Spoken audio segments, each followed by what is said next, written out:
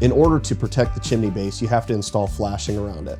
There has to be step flashing going up the sides, and then we have to do a head wall flashing and then a counter flashing on the sides and front. The step flashing is to protect any water that's gonna run into the side, run off the shingles, and it's gonna protect that from where the shingle butts up to that chimney, so that way there's not an open hole or an open gap for water to run directly inside.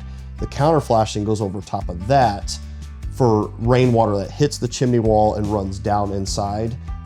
That's to protect, water from getting behind that step flashing, and it's also, aesthetically pleasing as well. It makes for a nice finished look, to just kind of finish everything off. Chimney caps and crowns often fail just from time, weather and time. Having a brick chimney is going to be an ongoing maintenance issue. Probably every 15 years, for the most part, they're going to need to be re-tuck pointed. Maybe every 30 years, possibly even a new capstone replaced or poured. That's just kind of part of having any type of masonry work on your home. So porous brick and mortar do allow water inside. On any brick home, brick chimneys, things like that, at the bottom course of the brick, you'll notice they have like what they call a weep hole, and that is meant for any water that gets inside and gets trapped in there, for it to actually have a place to escape.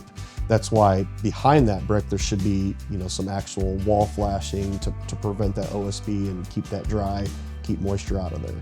So that's something. Yes, brick is actually very porous, but it's also designed to have that moisture to be allowed to escape, to get out of there. Typically, when we're looking for chimney leaks, when we're doing a roof inspection, a lot of times it's visually we can see them. The tuck pointing's missing.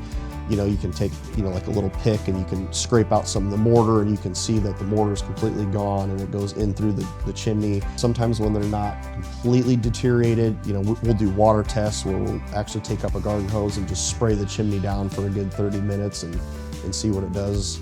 So there's some different tests that we can do, but for the most part, it's usually visually, some visual damage that you can tell that it needs to be redone. At Precision Roofing, it's mandatory that we install a cricket in front of every single chimney. And what that does is it just puts like a little tapered system right in front of that chimney, just to shed any type of water as water's coming down the slope of the house, so you don't have any ponding water in front of that chimney. That's a huge area where we go on a lot of repairs on other homes.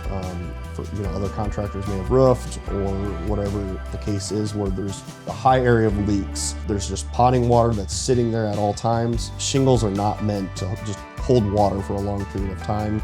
Even if they put ice and water and a bunch of caulking in that area, eventually, if it sits there long enough, it's going to leak.